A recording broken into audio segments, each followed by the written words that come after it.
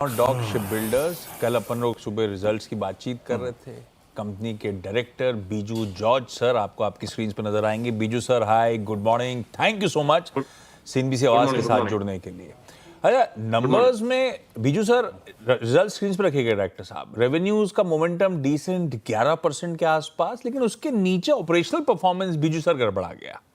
EBITDA 53% गिरा, margin में significant contraction था। ये सब ऑप्टिकल था। जब मैं थोड़ा सा अंदर घुसा तो दो खास तौर पे लाइन आइटम्स जिसने शायद आपकी ऑपरेशनल परफॉर्मेंस गड़बड़ा दी। एक तो अदर एक्सपेंसेस प्रोजेक्ट रिलेटेड तगड़ा इंचअप था, लास्ट क्वार्टर में भी था, इस क्वार्टर में भी है। दूसरा प्रोविजनिंग में तगड़ा स्पाइक अप है। ये दो लाइन आइटम्स क्या हैं, समझाइए सर। ये प्रोजेक्ट रिलेटेड एक्सपेंसेस एकदम से शूट अप क्यों कर गए और ये प्रोविजनिंग किस बात की हो रही है? Yeah. So, the primary reason for this fall in EBITDA is we had to do a conservative provisioning for the current projects. So, where what we encountered is a steep hike in the subcontracting costs and also of the equipment and material costs. So, considering this, we had to compute the cost for completion and in a very conservative manner, and therefore we have a provision, but therefore no further provision is anticipated in the coming quarters. And this is, as I said, it's a very conservative estimate. How it is going to pan out will only time will tell.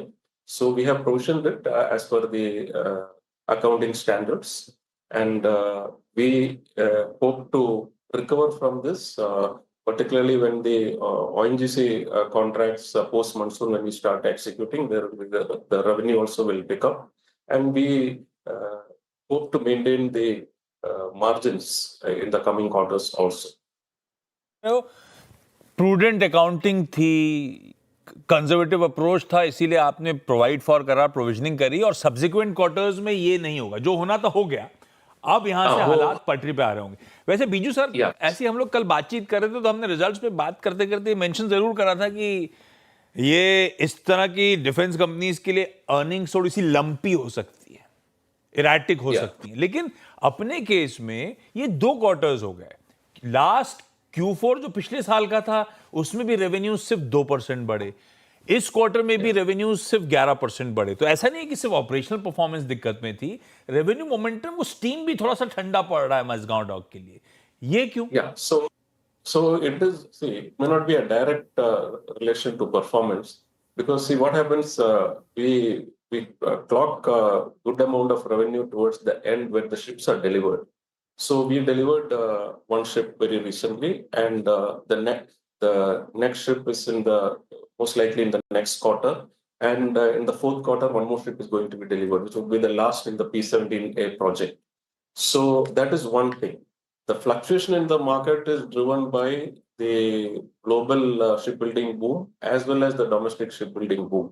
So when we took some of the projects, the equipment suppliers and all were actually pleading for orders. Right now they are having an upper hand, and they have hiked the prices. So that is the reason for provisioning. And I don't think there was any dent as far as our operational performance is concerned here. We have been consistent in our performance, but in terms of revenue and especially the EBITDA margins, there has been a pressure because of the reasons which I just narrated.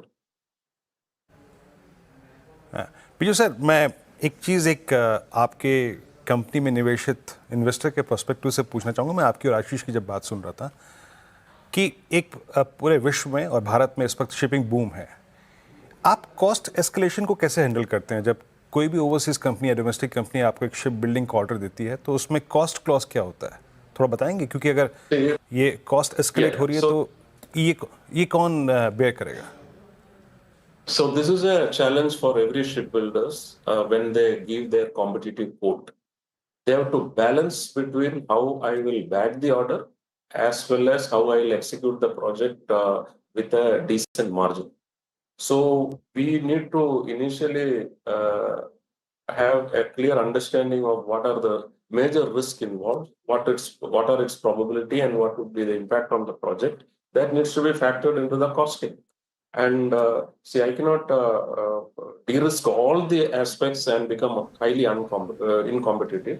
At the same time, we'll have to factor in risk, and in fact, our pricing strategy has been like that. And what is happening? Some of the, for example, steel is a very highly volatile market, especially when the equipment has to come from abroad, नहीं तो where we don't have full industry. Biju That is also highly sir volatile.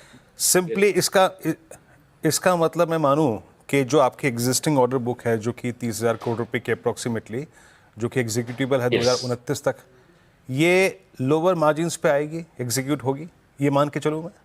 No, no. This will what is possibly already produce lower margins? I don't think. As I said, we have already provisioned what all has to be provisioned, so there is no further provisioning expected. So with that kind of provisioning, we would be able to. I don't anticipate any lower margins for the future quarters. मेरी तरफ से last सवाल, समय भी कम है। आपने वो announce करा कोलंबो डॉकयार्ड को आप एक्वायर करने जा रहे हो, Yeah. 450 करोड़ रुपीस मोटा मोटी आईएनआर कन्वर्जन कहता है। ये फर्स्ट इंटरनेशनल वेंचर है आपका, टर्नओवर दिया था, बॉटम लाइन नहीं थी, तो ये कोलंबो वाली कंपनी जो है डॉकयार्ड जो है ये लॉस मेकिंग थी क्या? और ये एक्विजिशन आपके लिए लाता क्या है? क्या वाकई कोई बिजनेस सेंस था या फिर वो क्या कहते हैं ना, वो बिजनेस लॉजिक बैठ रहा था, ये देश हित में ये करा है आपने? No, we are looking. It has. I have already told in the public media last time also. We are looking at it as a B2B deal, and we are looking for a long-term engagement. We are the acquisition is not a merger; it is an acquisition of controlling stakes. And as I said, there is currently it is loss making, so that is why there will be a turnaround. But that will happen in the long run. There is no dearth of business there. And their major vertical is the ship repair vertical, where adequate order book is there, and good visibility of orders is there in the horizon for the future. Okay Biju sir, एक last प्रश्न पूछूंगा, छोटे में answer दीजिएगा इसका। Is there any possibility arising या फिर कुछ ऐसी हरकतें आपको नजर आ रही हैं कि India is possibly going for a third aircraft carrier? ऐसी कुछ सुगबुगाहट है? That is not in my purview, because it has to be jointly decided by the Indian Navy as well as the government of India. MDL doesn't play a role in the aircraft carrier acquisition. It's a capital acquisition by the Indian Navy. So that is best answered by the Indian Navy. Okay, thanks very much sir, बहुत बहुत शुक्रिया and best of luck for next quarter. तो अच्छा, ये